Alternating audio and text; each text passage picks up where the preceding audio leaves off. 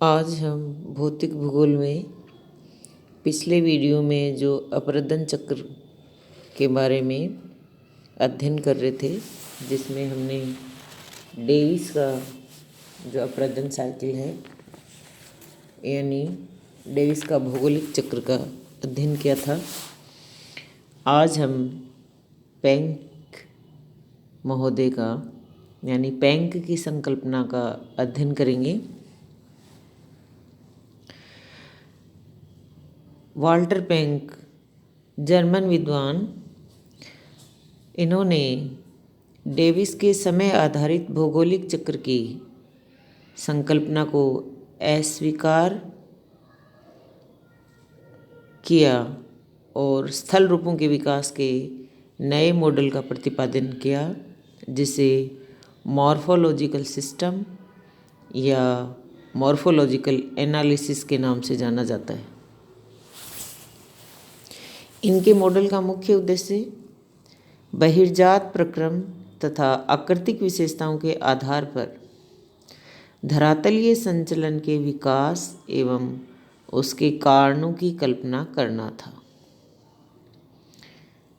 या हम इस तरह कह सकते हैं, प्लैंक स्थल रूपों की विशेषताओं की व्याख्या के आधार पर किसी भी प्रदेश के विवर्तनिक इतिहास की व्याख्या करना चाहते थे।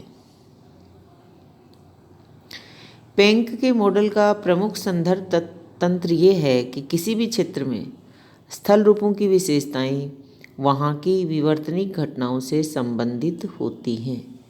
अतः क्षेत्र विशेष की स्थलाकृतिक विशेषताओं के आधार पर उस क्षेत्र में विवर्तनिक संचलन के विकास एवं उसके कारणों की व्याख्या की जा सकती है। स्थल रूपों का विकास समय आधारित न होकर समय से स्वतंत्र होता है, यानी समय आधारित नहीं है।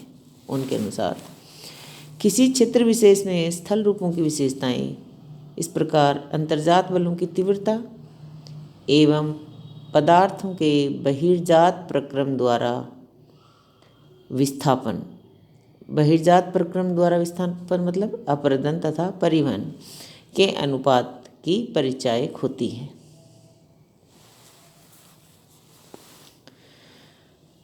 प्लैंक ने अपने भवाकृतिक सिद्धांत में मॉर्फोलॉजिकल सिस्टम जो दिया, चक्र शब्द का प्रयोग किया है या नहीं ये अभी तक निश्चय नहीं हो सका है, और इन्होंने अपने सिद्धांत में संभवतः डेविस की चक्रीय संकल्पना को नज़रअंदाज करने के लिए अवस्था संकल्पना का प्रयोग नहीं किया। अवस्था के स्थान पर इन्होंने इंटीवक्लुंग शब्द का प्रयोग किया, जिसका तात्पर्य होता है विकास। इस तरह प्लैंक ने तरुण, प्रौढ़ तथा जीर्ण अवस्थाओं के स्थान पर जो शब्द काम में लिए हैं वो है आफस्ती जिंडे इंटीवक्लुंग,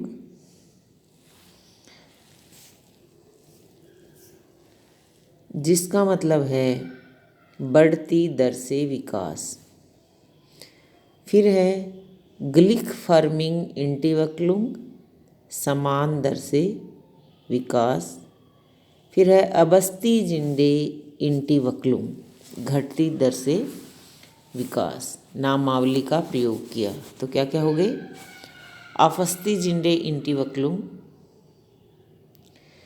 ग्लिक फार्मिंग इंटीवक्लुंग, अबस्ती जिंडे इंटीवक्लुंग। जिस तरह से उसने डेविस ने तरुण अवस्था,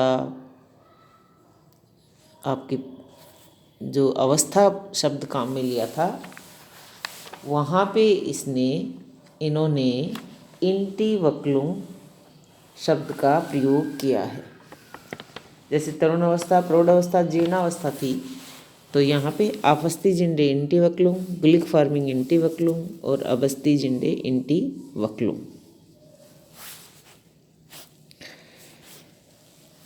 अब इस डायग्राम में आप देख रहे हो,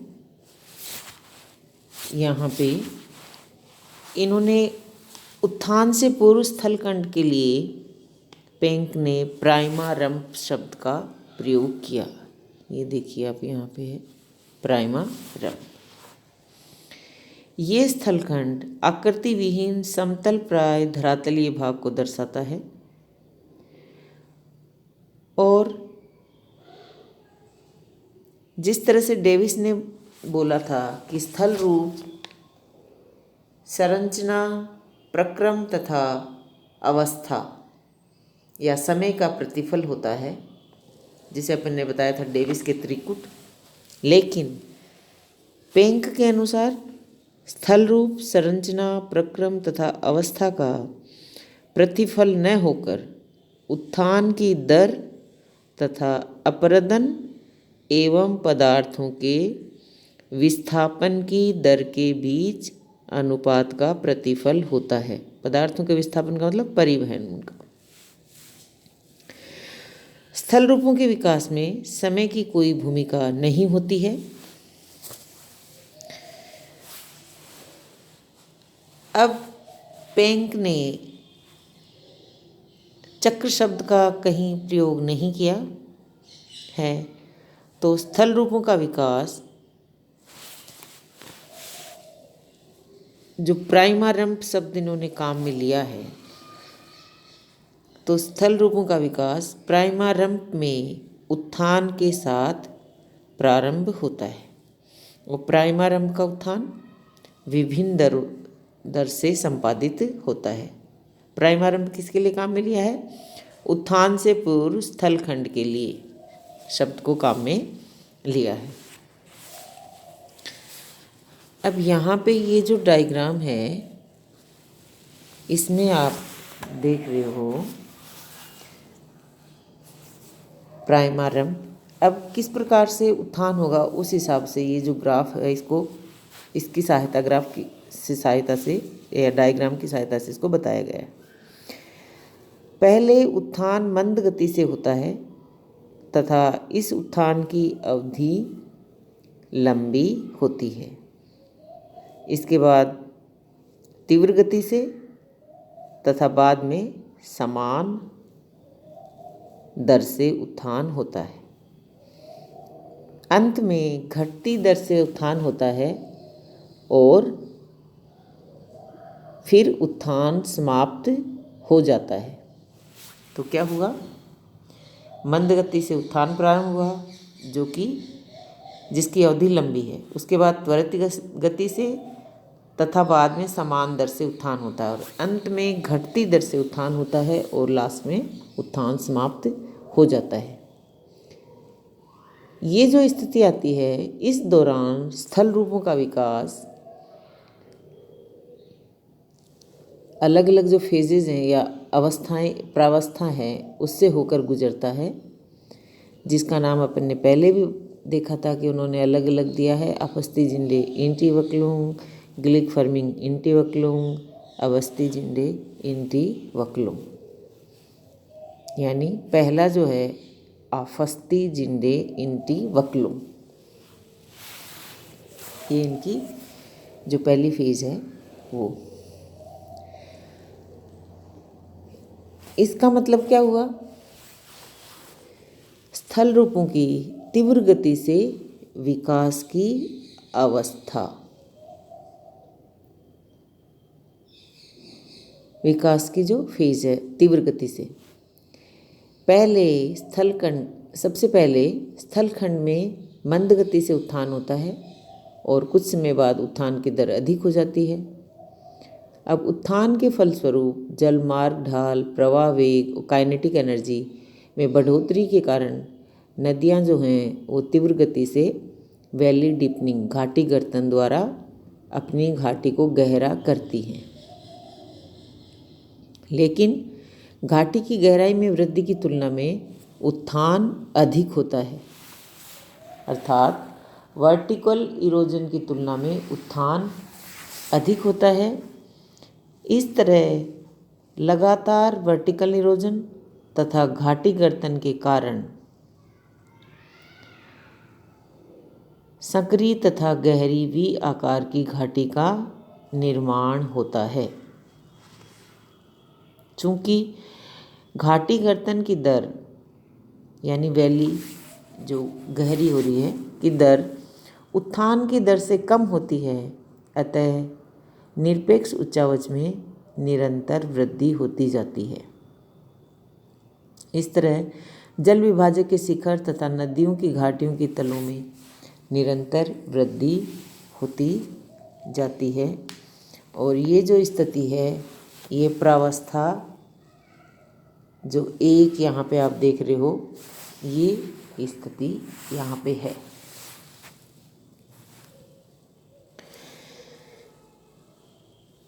निम्नवर्ती अपरदन वर्टिकल इरोजन या घाटी गर्तन में लगातार वृद्धि के कारण सापेक्षिक उच्चावच में भी लगातार वृद्धि होती है।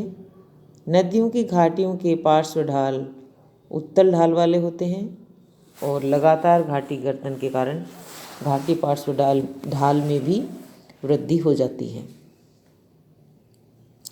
घाटी पार्श्व ढाल के खड़े ढाल वाले भागों में समय के साथ समानांतर निवर्तन के कारण घाटी पार्श्व ढाल की उत्तलता की अर्धव्यास में कमी होती जाती है। समय के साथ अधिक उत्थान तथा अपरदन के कारण प्राथमिक प्राइमारंभ पर अनेक सोपान का निर्माण हो जाता है और विभिन्न तलों पर विकसित इन सोपानों को पिडमॉन्ट ट्रेपेन कहा जाता है। और प्रत्येक सोपान का पिडमॉन्ट चबूतरे के रूप में विकास हो जाता है और पैंक ने इसे पिडमॉन्ट फ्लैश का नाम दिया है। ये थी अपनी अवस्था पहली आफस्ती जिंडे इंटी वक्लुम यानी बढ़ती दर से विकास की जो प्रावस्था है। नेक्स्ट वीडियो में अपन ग्लिक फार्मिंग इंटी वक्लुम और आबस्ती जिंडे इंटी वक्लुम के बारे में अध्ययन करेंगे।